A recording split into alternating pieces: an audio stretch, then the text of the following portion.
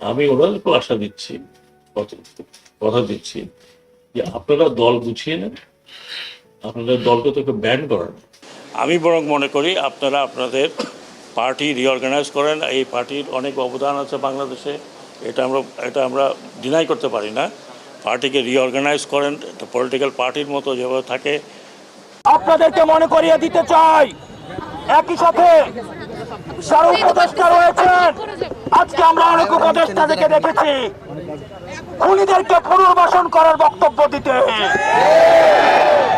আমরা সেই সব উপদেষ্টাদেরকে মনে করিয়ে দিতে চাই, ছাত্র জনতার অভ্যুত্থানের মধ্য দিয়ে আপনি উপদেষ্টা হয়েছেন। সুতরাং যখন কোন বক্তব্য দিবেন, আপনার সামনে যেন 5ই আগস্টের গণভবনের চিত্রটা মাথায় থাকে। আপনার সামনে যেন 5ই আগস্টের পার্লামেন্টের চিত্রটা মাথায় থাকে। যারা স্বৈরাচারকে পুনর্বাসন করতে চায়, যারা খুনি হাসিনাকে পুনর্বাসনের মতো বক্তব্য দিতে চায়, আমরা ছাত্র জনতা যেভাবে তাদেরকে উপদেষ্টা বানিয়েছি, একইভাবে গদি থেকে ছুড়ে নামাতে আমরা দ্বিধা। বাংলাদেশের অন্তর্বর্তীকালীন সরকারের মন্ত্রণালয়ের দায়িত্বে থাকা উপদেষ্টা এম সাখাওয়াত হোসেন, স্বৈর সরকার উনি এই মাফিয়ার নীতির কথা শুনিয়ে কি আশা করছেন? যেখানে এই স্বৈর সরকারকে দেশে এনে ফাঁসির কাষ্টে ঝুলানোর কথা, সেই জায়গায় তিনি নীতির বাক্য শোনাচ্ছেন। একটি কথা মনে রাখবেন, বা একটি কথা আপনাদেরকে বলি, চুরের না শুনে ধর্মের কাহিনী, এদের ভিতরে না থাকে দেশপ্রেম, না থাকে দেশের মানুষের প্রতি কোনো প্রেম। এই খুনি হাসিনাকে বিগত 25 বছর ধরে অনেকবার এই বাংলার দেশের মানুষ সুযোগ দিয়েছে, দেওয়ার পরে প্রতিবারই এর চেয়েও বেশি অপরাধে তারা যুক্ত হয়েছে। দেশে লুটপাট, অত্যাচার, অনিয়ম, খুন দর্শন বেড়েই চলছে। বিগত যে নির্বাচন হয়েছে লাস্ট, সেই নির্বাচনের পরের থেকে তারা বেপরোয়াভাবে জালিমি শাসন দেশে শুরু করেছে। একটি কথা সাখাওয়াত সাহেব মনে রাখবেন, এই দেশের জন্য যারা কিছু করেছেন, যারা দেশকে ভালোবেসেছেন, দেশকে সম্মান করেছেন, তাদেরকে আমরা শ্রদ্ধা ভরে স্মরণ করি সকল বাঙালিরা। শেখ মুজিবুর রহমান, জিয়াউর রহমান, উসমানী সহ যারাই দেশের কল্যাণে কাজ করে গেছেন, তাদেরকে আমরা শ্রদ্ধা ভরে স্মরণ করি। এর মানে না এই স্বৈর সরকারকে আমরা স্মরণ করব, মনে রাখবো, ভালোবাসবো। হ্যাঁ, এই স্বৈর সরকার ইতিহাসের পাতায় জুলুমি সরকার হিসাবে, স্বৈর সরকার হিসাবে থাকবে, সেটা কখনো আর মুছবে না।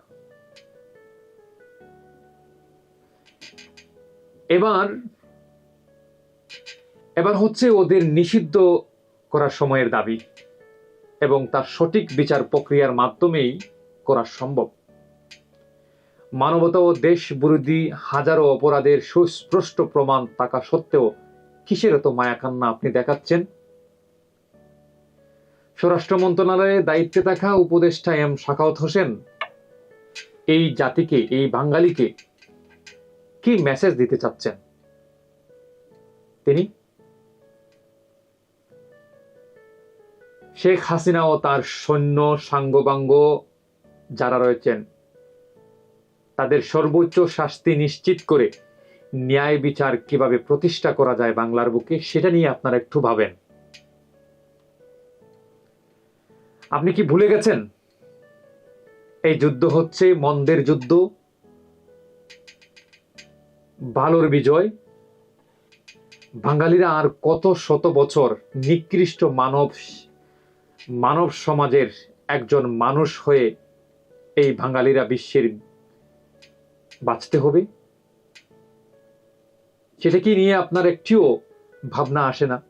কেন আর কতকাল নিকৃষ্ট মানব সমাজের একজন মানুষ হয়ে আমরা বাঁচতে হবে, থাকতে হবে? আপনার কাছে কি মনে হয় না যথেষ্ট পরিমাণ রক্ত দেওয়া হয়নি? আবারও কি সে রক্ত দিতে হবে? তাহলে কেন সেই সূত্রায়ন অভিশাপকে নিয়েই কেন এখনো সবাই মাতলামি করছেন? এটা সাধারণ মানুষ বা সাধারণ মানুষের দাবি নয়। আমরা কি চেয়েছি, আমরা কি চাচ্ছি? এটা সাধারণ কোনো অন্তর্বর্তীকালীন সরকার নয়, এটা বিপ্লবী সরকার। জনগণ যে দাবি বা প্রয়োজনে আপনাদেরকে দায়িত্ব দেওয়া হয়েছে সেটা হলো দেশকে গণতন্ত্র রাষ্ট্র প্রতিষ্ঠা করার জন্যই, সবগুলো রাষ্ট্রীয় প্রতিষ্ঠানকে মজবুতভাবে স্বাধীন ও নোংরা রাজনীতি থেকে প্রভাব মুক্ত করার জন্যই আপনাদেরকে দেওয়া হয়েছে। এইসব কাজ সুস্থভাবে এবং এই নোংরা রাজনীতি মুক্ত করে বাস্তবায়ন করবেন সেটা আমরা আশাবাদী, এবং আপনি যে বক্তব্য দিয়েছেন তা প্রত্যাহার করবেন। আমরা জানি আপনাদের উপর অনেকটি চাপ যাচ্ছে। এর মানে না যে স্বৈর সরকারের পক্ষে আপনি কথা বলবেন। সেটার জন্য নিশ্চয়ই জাতির কাছে ক্ষমা চেতে হবে আপনার। আমরাও যারা বাংলাদেশি আছি, যারা দেশপ্রেমা আমাদের মধ্যে আছে, আমরা ধৈর্য ধরতে হবে। তাদের সামনে অনেক হিমালয় পরিমাণ চ্যালেঞ্জিং রয়েছে, একটু অপেক্ষা করতে হবে। সারা একটি কথা বলি, যেখানে আমরা এই সংস্কারের জন্য অপেক্ষা করতে বাধ্য বা রাজি, সেই জায়গায় এই বিএনপি হঠাৎ করে তাড়াহুড়ো করছে, এটা মোটেও ঠিক না এবং শোভনীয় নয় এবং যৌক্তিক বলেও আমি মনে করি না। কারণ এই স্বৈর সরকার চলে যাওয়ার পর আবার বিএনপি আসলে আবার সেম কাহিনী শুরু হয়ে গেছে। ইতিমধ্যে দেশের বিভিন্ন নানা প্রান্তে তারা চাঁদাবাজি শুরু করছে। কেন? বাংলার মানুষ এটি চায়নি। বাংলার মানুষ শান্তিতে থাকতে চায়, ন্যায় বিচার পেতে চায়, সঠিক বিচার হোক সেটা চায়, প্রশাসনের কাছে গেলে সঠিক মূল্যায়নটা পায় সেটি চায়। দেশে নির্যাতন, জুলুম, অন্যায়, অনিয়ম সেটি চায় না সাধারণ মানুষ, এবং দেশের মানুষ, ছাত্র সমাজ কেউ চায় না। একটু সময় ধৈর্য ধরেন, আপনারা ক্ষমতায় হয়তো আপনারাও আসতে পারেন। সেজন্য এই দেশকে সংস্কার করার জন্য যে উদ্যোগটা নিয়েছেন সেই উদ্যোগ বাস্তবায়ন করার সুযোগ দিন। সবাই ভালো থাকবেন, ভালো রাখবেন, এই প্রত্যাশা নিয়েই আজকের ভিডিও এখানে শেষ করছি। দেখা হবে অন্য কোনো পর্বে। সেই পর্যন্ত ভালো থাকবেন। আল্লাহ হাফেজ।